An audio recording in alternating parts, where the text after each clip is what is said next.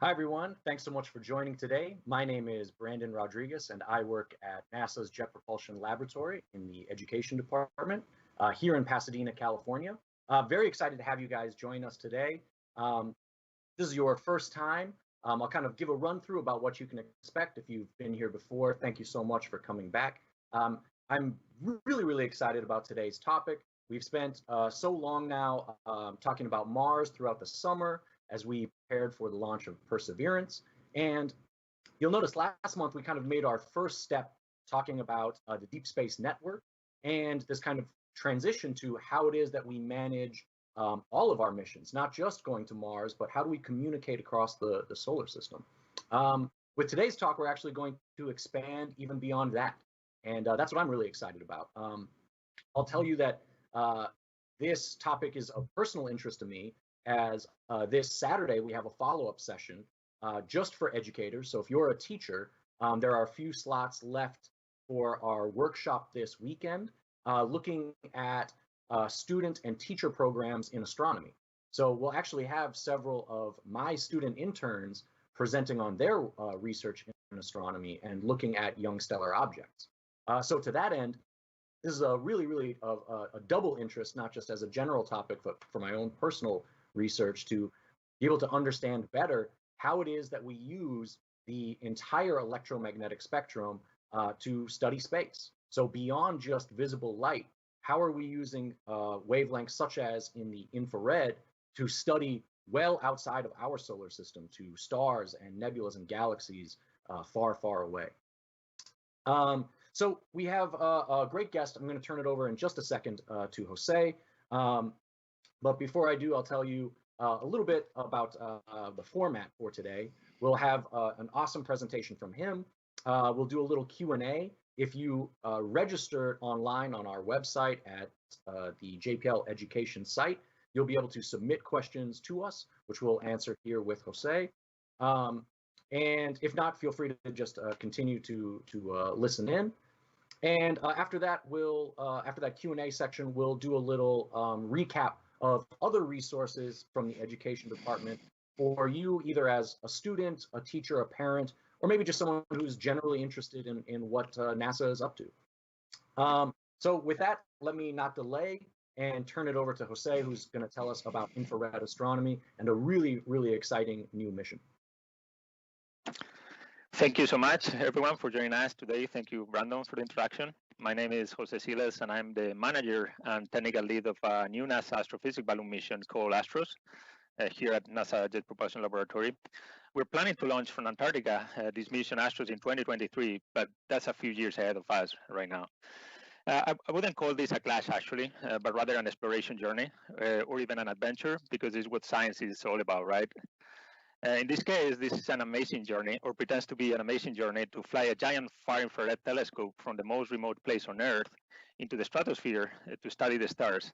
And in fact, what you see here in the first slide, if you're seeing it right now, this is a photo that I took of our team on Antarctica back in 2006. So when we were there, it was actually 24 hours of light every day. It was daylight all the time.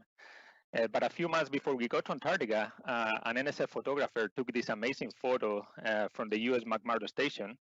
I hope that you can see it. It's beautiful. I mean, every time I see it, I'm impressed about it.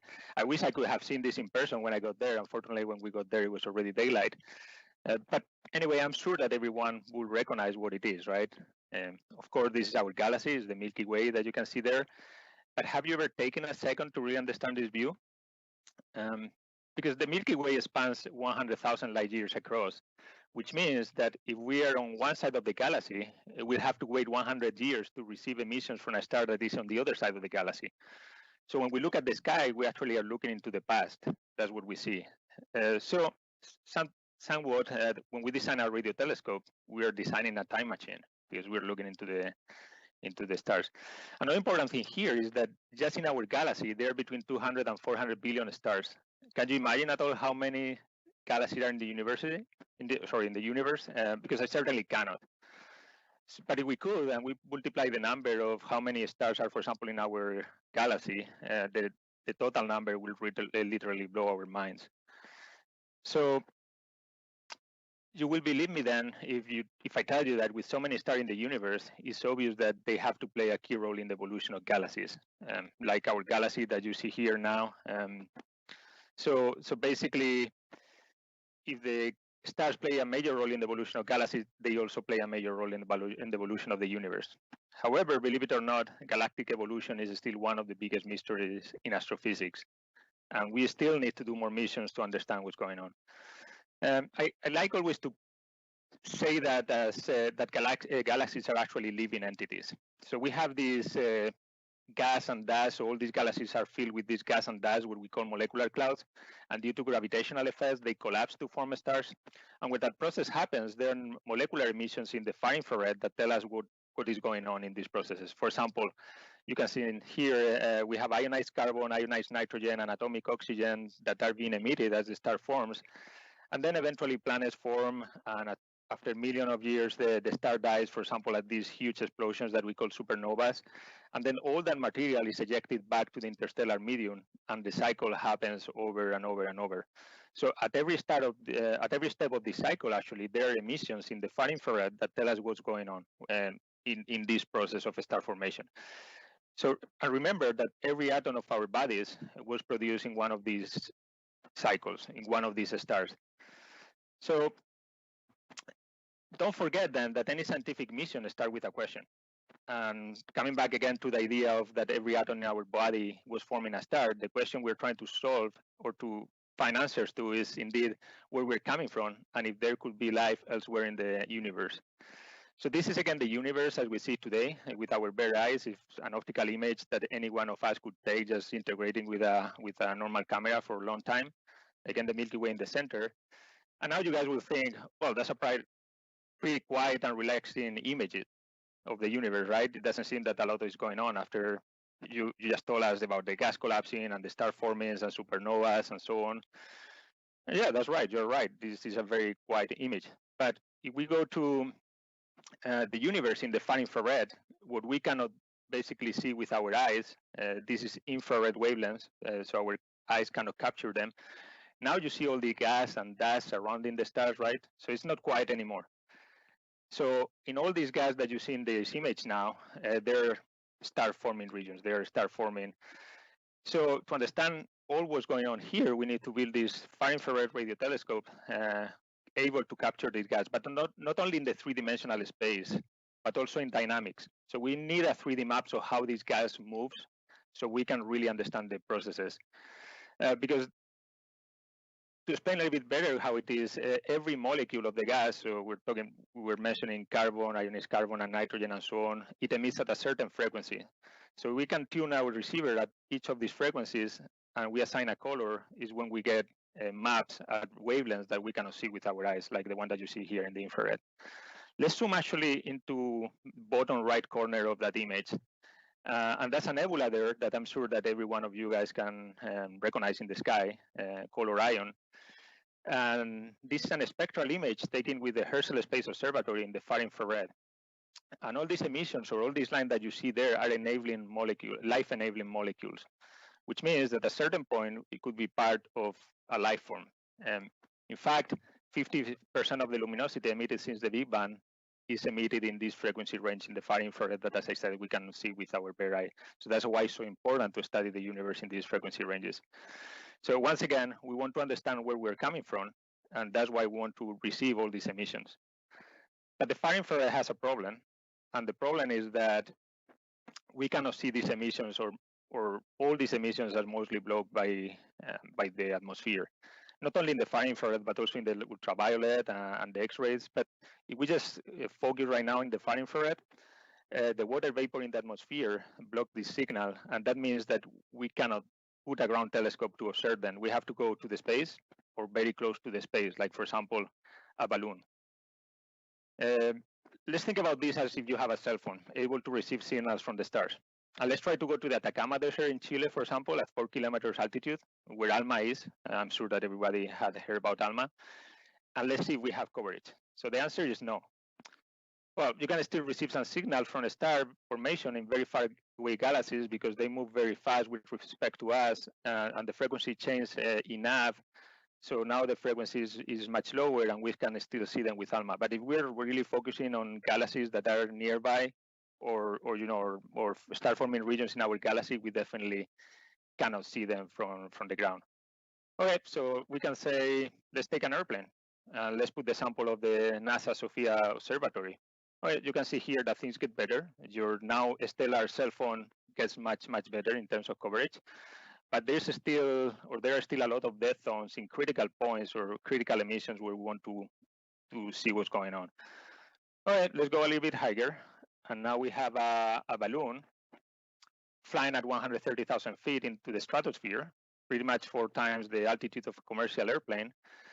And now we are over 99% of the atmosphere, above the atmosphere, and our coverage, of course, became pretty good. You can see that now our stellar cell phone has close to 100% coverage, and we can see all the signals where the coverage was 0. Now the transmissivity is much better. So that's one of the reasons, and one of the most important reasons for doing far infrared missions with balloons. But it's not the only one. Another important one is, of course, cost. So we have ground telescopes like ALMA. We have said already that for this specific case, we cannot use it, but we could. We're talking about $1,000 million. We can go to an airplane, as I said before, like SOFIA, and we're talking about close to 100 million per year in operations. Now, of course, we can go to space. It's another $1,000 million. A space mission will give you better conditions and a lot of observing time. But because of the cost, the technology has to be very mature, has to be very well proven. And then it takes a lot of years to make it happen, since you have the idea until you fly. But with a balloon, we can do science missions with around $10 million. And because of the lower cost, we can take higher risks and accelerate the infusion of the new technologies to test them in flight and pave the way to future space mission. But in addition to that, we can train the new generations of scientists and engineers that at some point will become leaders on space missions. So it's a great training camp for these new generations. And also, of course, we can land the radio telescope back on Earth after the flight and update it and fly it again. And the technology that we use in balloons is not only, for example, we're talking here about astrophysics, but the same technology, talking, for example, of this mission that we flew in 2016, called STO2, or the technology that we're going to fly on Astros in 2023. So the same technology can be used for detecting, for example, water in ocean walls like Europa, the Moon and Jupiter, or in comets, or to monitor our planet's health, for example, the ozone layer, or even to look at humidity and rain forming inside the clouds to improve weather predictions, basically to improve our life on Earth. Okay, so we're talking about balloons, and I'm sure that now maybe you are thinking, wow, using balloon is a great idea that you guys just had. But some of you probably instead are thinking, what are you talking about? Balloon is a rudimentary flight technology and has been around for many years. And you're correct. Balloons have been around for many years. In fact, NASA's first balloon mission was in the 60s, and it was called ECHO. It was a passive reflector for communications, inflating in space at 1,500 kilometers. So it was used for communication, but did some measurements as well of the atmosphere. But do you really think it was the first scientific balloon mission ever flown? Think about it for a minute. And the answer is no. So actually, in 1912, Victor Hess took a hot air balloon and went all the way up to 5 kilometers, measuring the radiation as a function of altitude. And in 1936, he received the Nobel Prize for discovering the cosmic rays with an experiment from a scientific balloon. So more than 100 years ago, which to me is really impressive. And since then, more than 1,000 missions and still counting. So yeah, indeed, balloons are not something new. So we have been doing it for more than 100 years. All right, so I'm sure that at this point, and after all what I've been talking about balloons and astronomy, you already know that radio telescope is not more than a radio. But instead of tuning to your favorite music station, we just tune to our favorite star emission, to these ionized carbon or ionized nitrogen or atomic oxygen emissions. But there's a problem or a caveat here, and it's the frequency.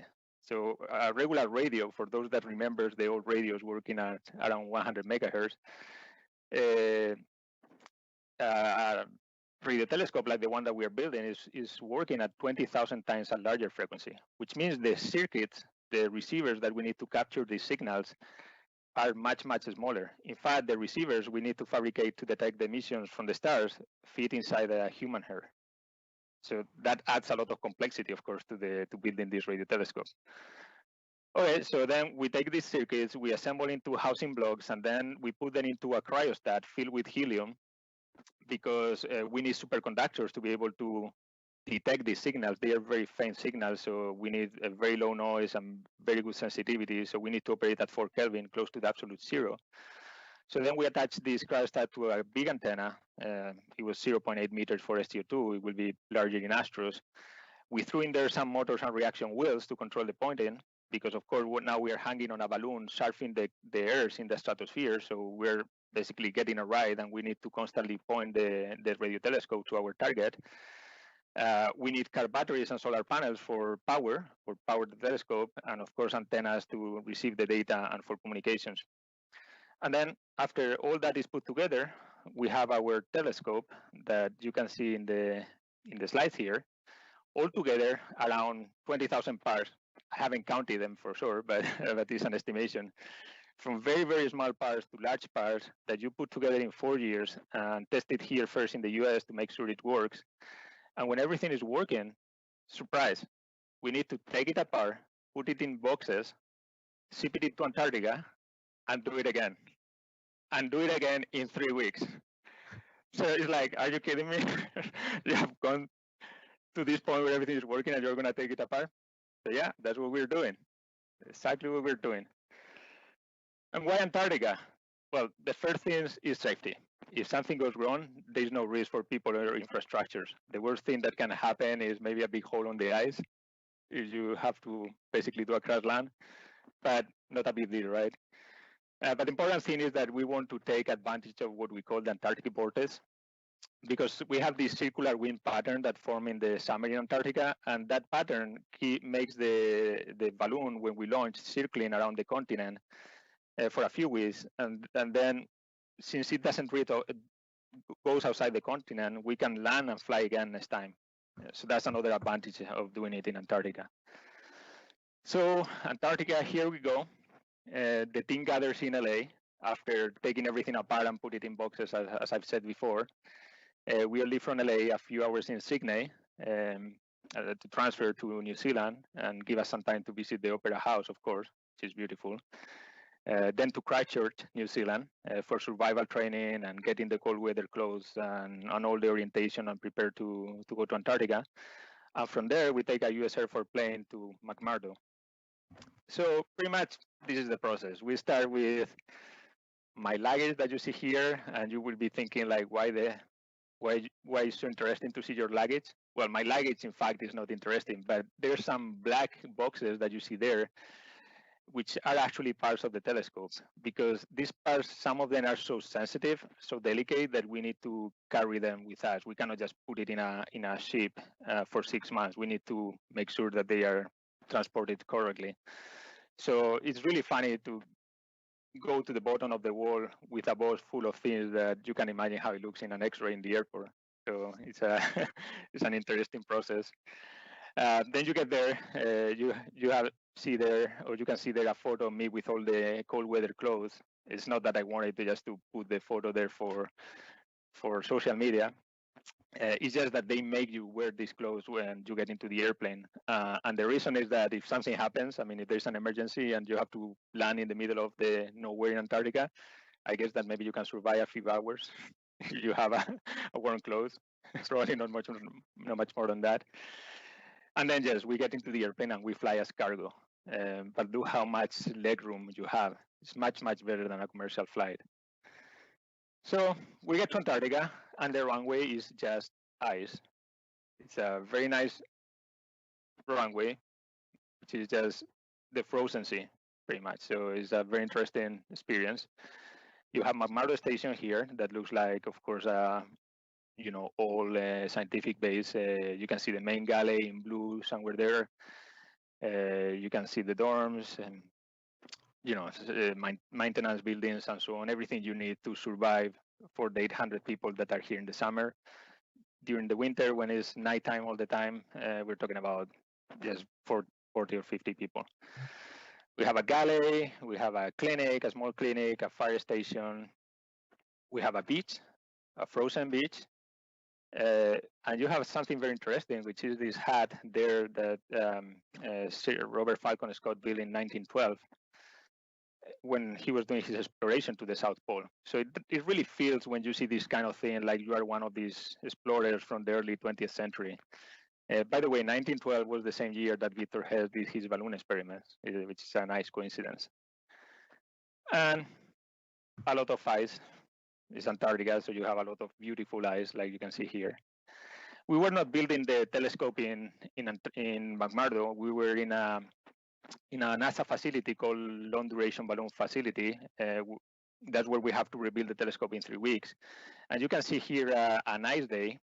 And when you have a storm, basically everything gets wiped out in minutes. So you go from having an amazing view to not seeing anything. And that's why you really need a survival training, because if that happens, you better just put your tent there and don't move, because you have crevasses on the ice and all that. So you don't want to be wandering around without really seeing where you're putting your feet in.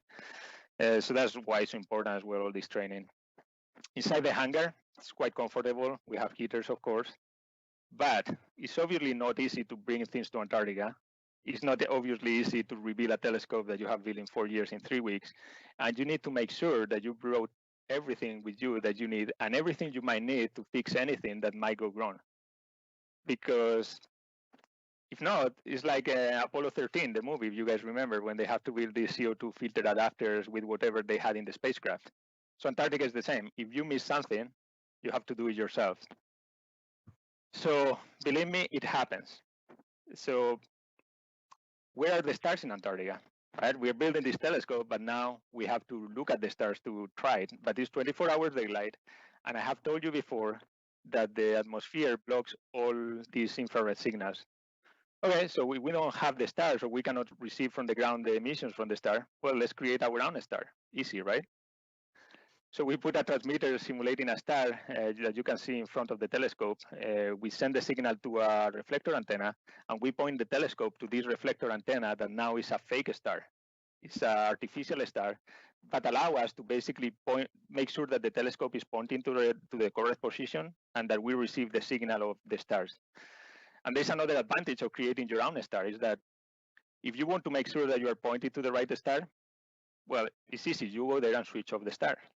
So what you do in this case, you go there and you put your hand with an absorber in front of it, and if the signal disappears from the telescope, great, you were pointed to the right place, and then you're ready to fly. So as I said, 4 years, 20,000 pieces back together with all the cables and receivers and solar panels and the telescope and the parachute and the software, cables, everything working in 4 weeks to get to the point where we are ready to launch. In this case, that's from STO2, beginning of December 2016. And so our time machine is ready here on the right. The flight configuration on the left, you see the 400 feet balloon, 400 feet diameter, is as large as a football stadium with 40 million cubic feet of helium. It doesn't look fully inflated because of the different pressure between the ground and the stratosphere. It launches like that, but when it arrives to float altitude, it's just a perfect sphere, and it is at that point fully inflated.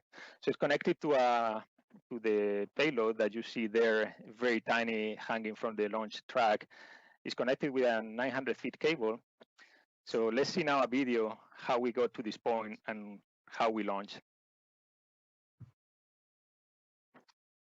So, well, I cannot see the video myself in the image, but what is going to happen basically, you start with inside the hangar.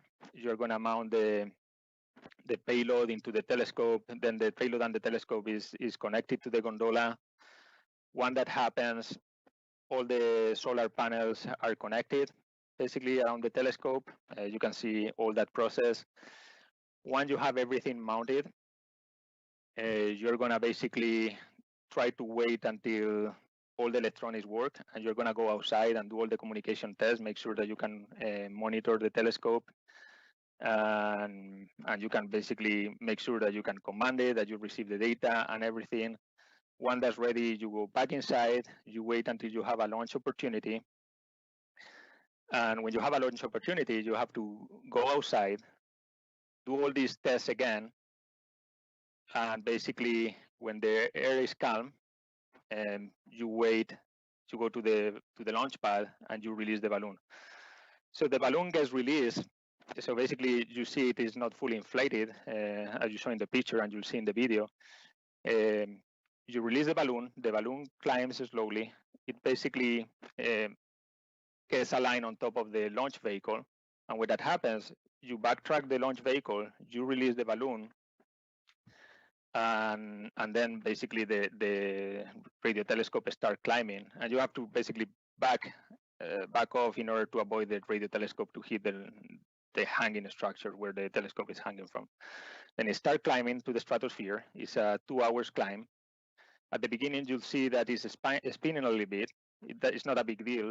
When you get to float altitude, you have reaction wheels basically to point at that point the telescope and avoid the spinning. You also have an elevation drive to do the pointing, so you're sure you're pointed at any specific target at any given time. You'll see also in the video the view from inside. So it's very impressive when it gets released, how close you get from the launching vehicle. As you climb, you can see also the Mount Erebus, which is a supervolcano that is there in Antarctica. So it climbs, we fly for 21 days. And after 21 days, what happened is for terminating the mission, we tear the balloon apart. And for that, we just release a mechanism. You'll see the balloon basically breaking apart. And very, very small on the bottom, you see the parachute deploy, the payload and the parachute deploying to basically land back on ice. There's an image, you can see how tiny the payload is compared to the radio telescope compared to the huge 400 feet balloon. And you can also see the view from the altitude, how the Earth looks like from that altitude. And at the end, you land back on ice and you basically can recover and eventually fly again. So I don't know if the video is still playing. Maybe Brandon, you can give me a sign when it's over. That's good. Okay, so if you have ever seen the guys at JPL Missions Control during a Mars landing, so see how fancy it is. Well, for balloons, it's as exciting. You have seen the video and all this process of the launch and operation, so you can imagine how exciting it is. But it's not quite fancy in Antarctica. It's like your garage. It's very cool because you're in Antarctica, definitely very cold, but not as fancy as JPL indeed. We're working inside the hangar. We haven't slept for many hours at that point, but pretty much if you compare the two photos are very similar one to each other. Less people in Antarctica than in here at JPL for a Mars landing, but as I said, the same excitement. We flew for 21 days. Here is the path. And we look for a sample into one of the most active star-forming regions in our galaxy, the Carina Nebula, that you can see here. And in the right, there's some raw data. This is the data as we receive it with the radio telescope. In the lower right, you can start seeing peaks, and those peaks are actually carbon emissions. Those peaks give you the velocity of the gas and also the abundance, and you can turn that into an image. And that image that you see in red in the center of the screen shows actually that there are stars forming in that region in the Carina Nebula. And this is actually when we can say that it's mission accomplished. It was a long journey to here, but the mission was a success. But the only way to make it happen is teamwork. This is true for any scientific mission. Teamwork is the key, but even more for a balloon when you spend 24 hours a day for 3-4 months there on the ice, 4 years before, but especially when you go to Antarctica, it's 24 hours working together, living with these folks, and you really need to trust each other and get along to make it work. And that really makes these scientific balloon missions from Antarctica so special. Just sharing these moments with the team there is just extremely rewarding. And then, of course, as I said, we can fly again. The answer is definitely yes.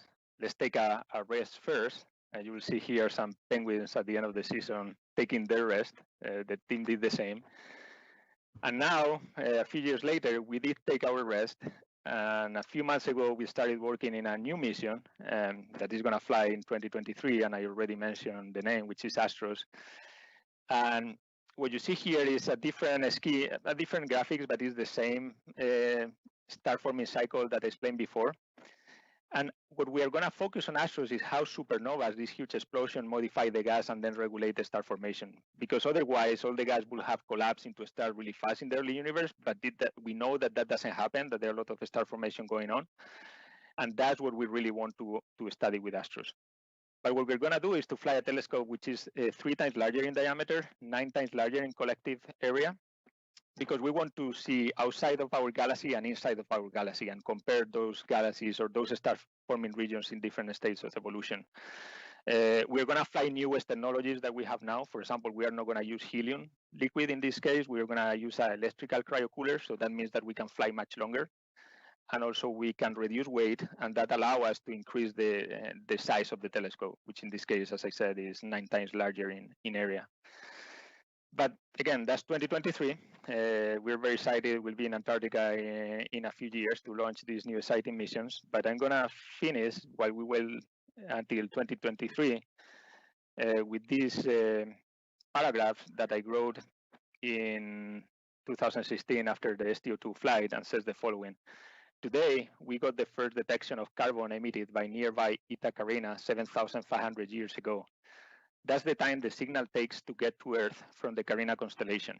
Carbon is basic to life, and these carbon emissions we are seeing today might turn into life in several million years from now. So likewise, ourselves, our carbon was probably part of a distant star-forming region millions of years ago. So today, as we look at the stars from the most remote part of our planet, using a large telescope on a giant balloon, we dig into our past to try to understand our future. Thank you very much, and happy to take any questions now.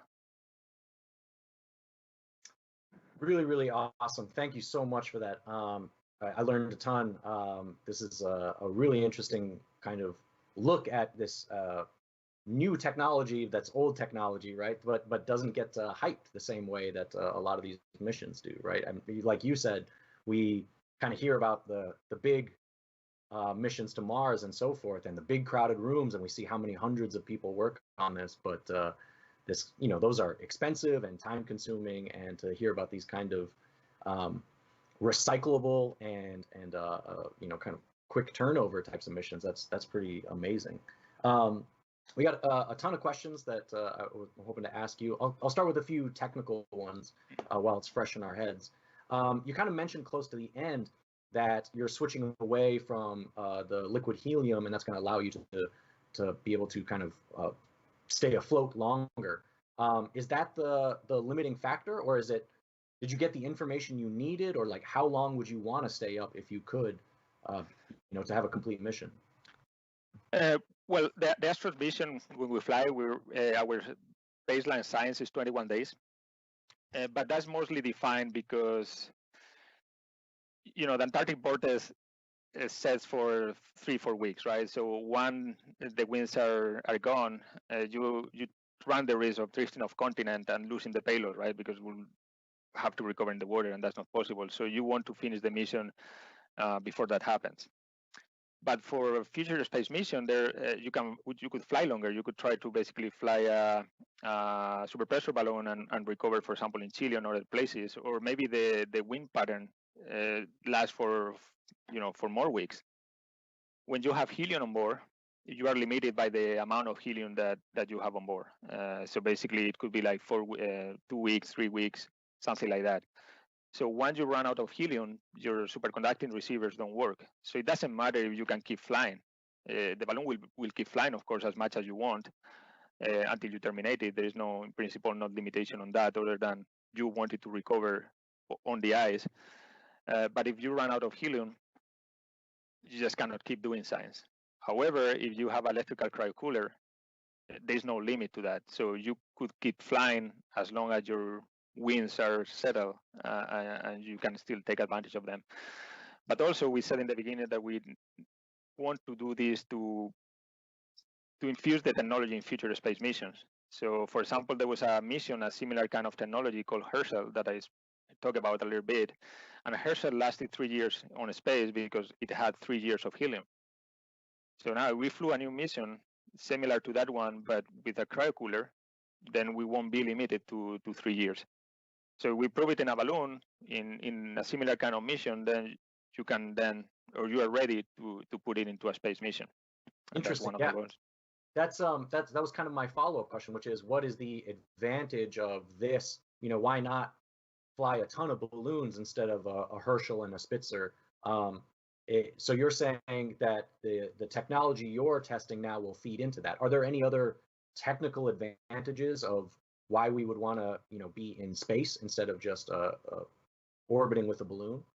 Well, of course, the atmosphere is perfect in space, right? In balloons, you're over 99%, but you still have some impact of the atmosphere. Also in space, you're collecting data, for years constantly, pretty much. In a balloon, you fly for, let's say, 4 weeks, and then you have to land back, and then you have to wait another year until you can launch again. So you basically are taking science in periods of 1 month at a time.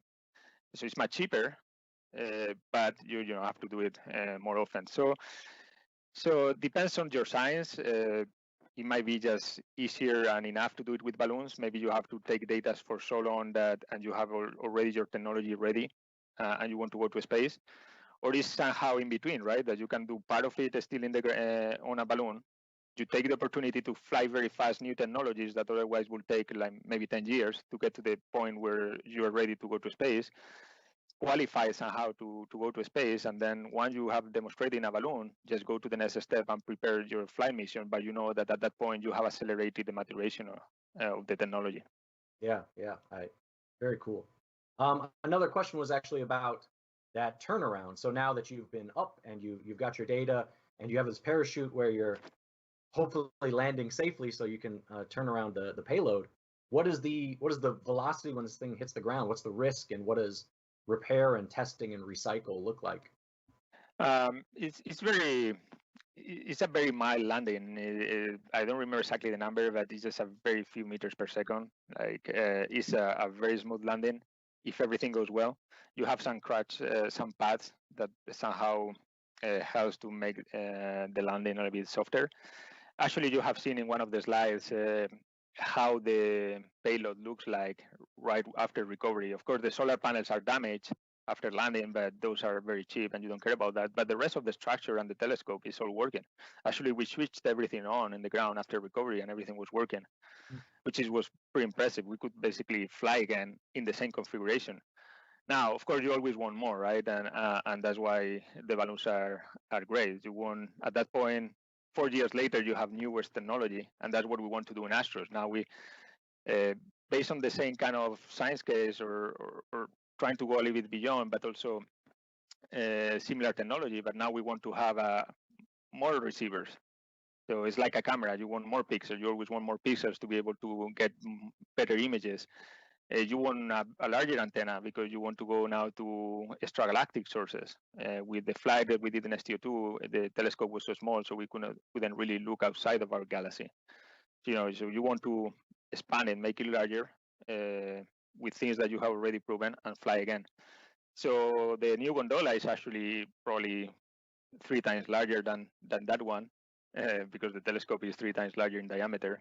So if that looks big, the new one is going to be much more impressive. Yeah, there's never good news, right? Because it's always, now we have more questions. Now exactly. I always say that no matter what you give to the astronomers, that they always want more, and that's how it's supposed to be, because that means progress, right? We try to aim for very difficult or impossible things, right, and make it happen. Like they're mighty things, right, as we say at JP.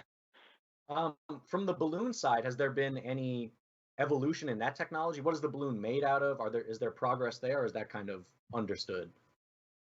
The balloons, the NASA balloon program office keep evolving the balloons. For example, this balloon we used was a zero pressure balloon. You can fly as I said, a few weeks. They are working now in a super pressure balloon that can fly much longer and go through day-night cycles. The material of the balloon is no different to the material that you will have in a supermarket bag, in a typical supermarket bag. It's a 2 millimeter thick plastic, polyethylene, and so yeah, it's not very special if you think about it. It's as well very well understood material and process. Yeah, the chemist in me appreciates like that pressure is doing the work, right? As you mentioned, it doesn't even look full at where we are when the pressure is kind of collapsing the balloon, but as it reaches altitude, that change in pressure allows it to open up. Yeah, we go in the ground. We have one atmosphere, and we went to 130,000 feet. The pressure drops between 0.3 millibar and 3 millibar, and that what makes the basically the balloon to span and fully inflate. But you of course have to calculate very precisely the amount of helium you put in the ground to have the correct inflation at altitude. Yeah, so for kids at home wondering why Boyle's law and Charles' law, why these are important, this is exactly all the maths and get it right, because you cannot go up there and try to inflate it on the fly, right? So one more technical question for you. Why infrared in the first place? Why are we looking there and not like Herschel, was looking at other wavelengths. So what is it about infrared that's so interesting? Well, Herschel had many instruments. One was hi-fi that was exactly the same, similar frequencies, the far infrared of some millimeter waves, as we call it as well. I've gone through that in the presentation very briefly. So part of the reason is that 50% of the luminosity since the Big Bang and 98% of the photons basically were emitted in this frequency range. And that's something that COVE, a previous NASA mission, discovered. So talking now about the star formation, pretty much all the key tracers that allow us to understand every single step of the star formation process are in the far infrared. It just happened to be there, which is not surprising because of what I just said, that many of the missions since the Big Bang are in this frequency range. So that's why, for example, just to mention a specific case, ionized carbon and ionized carbon and atomic oxygen are the major coolants of the star forming regions, which means that when you have all this material collapsing and the temperature increasing, there has to be something that cools down the molecular cloud so the star keeps forming. So basically that collapse doesn't get interrupted. So that happens because of emissions of ionized carbon and atomic oxygen, which are in this far infrared. So if you are able to detect those signals, you can infer that this star forming process going on there. Awesome. If we could talk a little bit about you and your journey to JPL, several people are wanting to know. I mean, how did you kind of get into this path? I mean, I'm sure you didn't take some high school science classes saying, "Oh, I'm going to Antarctica to send balloons," right? It's pretty niche mission. So how did you get to where you are now? So that's an interesting question, actually, because I mentioned Apollo 13 during the presentation. Apollo 13 is very important for me because I watched I didn't watch the launch, of course. I mean, I was not born back then, but I watched the movie when I was 15 years old. And I remember that scene where they were trying to fix that problem and bring back the astronauts alive, back to Earth. And I was just, I fell in love with NASA. I was from a small town in Spain, in Andalusia, a very small town. I was a little kid. I saw these NASA engineers working together and doing impossible things. And I said, wow, that would be a dream to work in a place like that. But when you are not American, and I couldn't even speak English back then, it's not that my English now is very good either, but it's much better than it used to be back then. So I got impressed, but I thought it was impossible, right? How you get to here. So I just wanted to play with technology. So I studied electrical engineering after high school. And then I got just by chance into a project for the European Space Agency through the university to design or to do modeling for this kind of receivers. And at some point I started through conferences meeting people also from JPL, and I ended up doing my PhD between Madrid, Spain, and in Paris, in the Observatory of Paris, working on this kind of technology. And eventually, I got a Fulbright scholarship to come here at JPL as a postdoc. And again, that was like a dream come true, right? And you get here and say, I hope that at least I can be here for a few months. Let's see if I'm good enough. And but as you know, when you get into JPL, everything is so exciting and so many projects, and it's been 10 years since that first day. And it's an amazing place to work, and for me, it's like fulfilling a dream. I just love what I do, and and if even you get to go to Antarctica and fly things from there, it's just impressive. It's something that I couldn't have thought about when I was 15 years old, and I thought it was an impossible dream to work for NASA. Yeah, it's such a it comes up so many times when we do sessions like this for our international audience is always wondering how can I make this happen, and it really does seem like those not just agency but university partnerships kind of create some inroads. So it's really kind of motivating to hear that. Yeah, and I think that's the key point. I think you never should say to yourself that something is impossible. I think you just need to do the best, just to enjoy it and enjoy studying and enjoy your research, and eventually things happen. And that's the key part of it. I was a normal guy, like every one of us, every one of the kids that probably are watching us. I just need to do what you like to do, and eventually you get where you want to be. Of course, there's hard work, and sometimes you have to be in the right place in the right moment, but it is not impossible. It's more doable than what we think when we're little kids. Yeah, most definitely. And as someone, I've only been here now for 5 years. This is not my first job out of school, and that's totally fine. I wish our students understood that you don't always hit the home run. You don't always get the dream job on the first stop. I was fortunate enough to have a great job coming up, but obviously when NASA called, it was that time. So you work hard and you kind of chip away at it sometimes, but you do get to these awesome places and do research as incredible as this. And there's another important point, which is not being afraid of making mistakes. It's difficult to send something to Mars, but it's also super difficult to send something from Antarctica to the stratosphere in that tight schedule, and you can basically put that sample to any project at JPL or at NASA.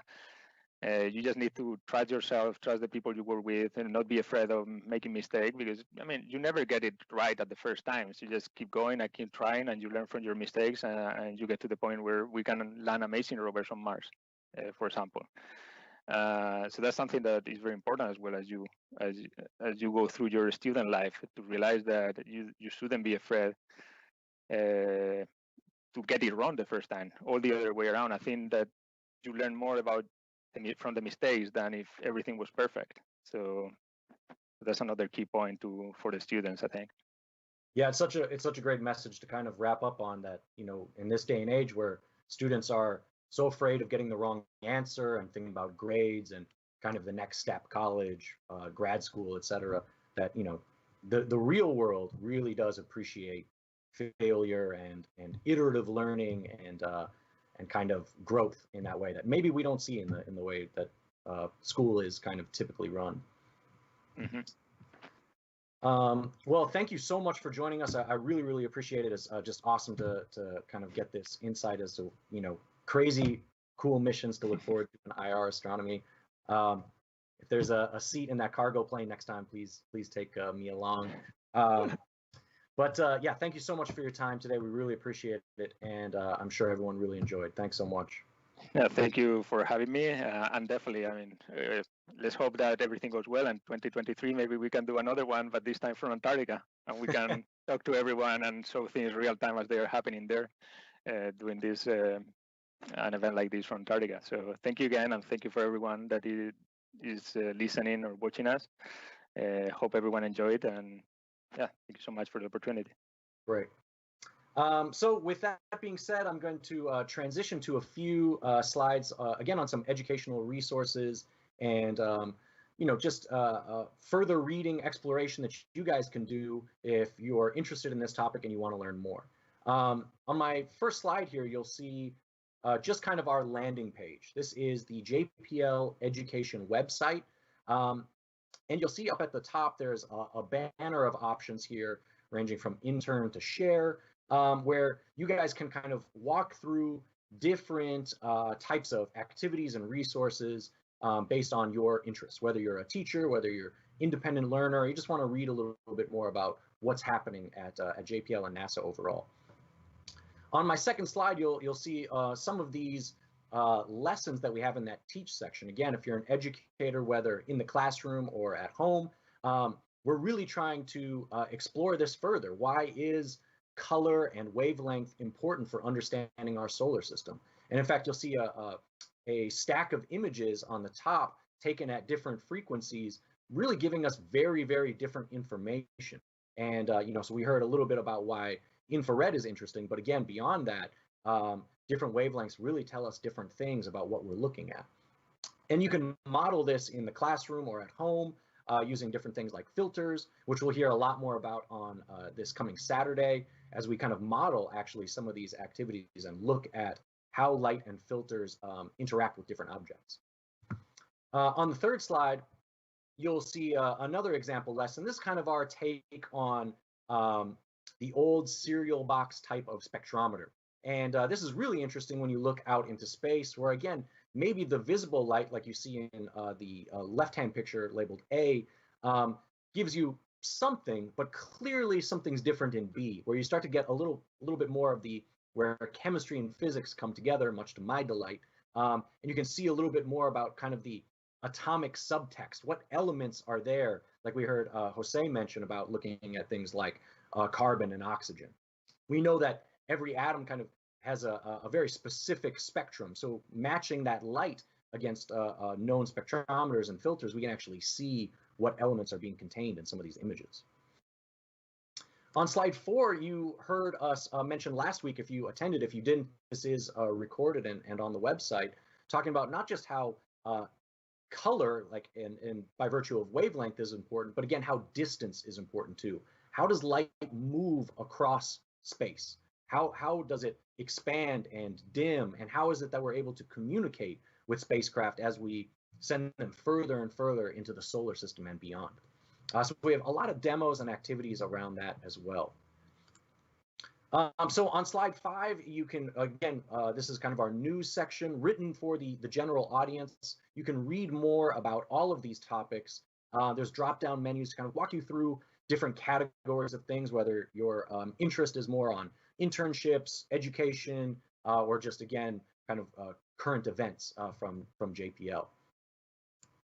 On slide 6, you'll see a closer look at our teach section built for educators, which, again, really easy to navigate website, has these drop-down menus so that you can target what grade you're interested in. You can search for individual topics and themes so that you can really get to where you're going.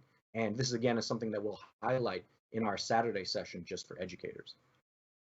The same thing on slide 7, where, again, this is written a little bit more for self-directed learning. So if you're a student or you want to assign a lesson to your class or to your children at home, this is written with the idea that they would run this themselves. They're able to kind of follow step by step and do these little online labs and activities to learn more themselves.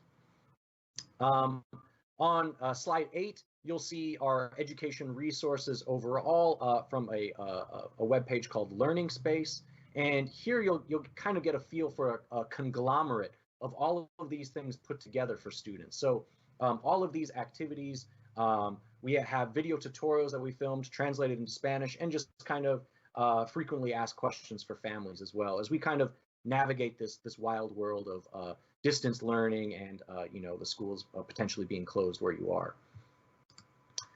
And then lastly, I'll tell you guys that if you want to learn more, we have put together a kind of thematic exploration just on this topic on our Teaching Space website, where you'll be able to find all of our activities, images, games, etc., all aligned to this kind of light and astronomy theme.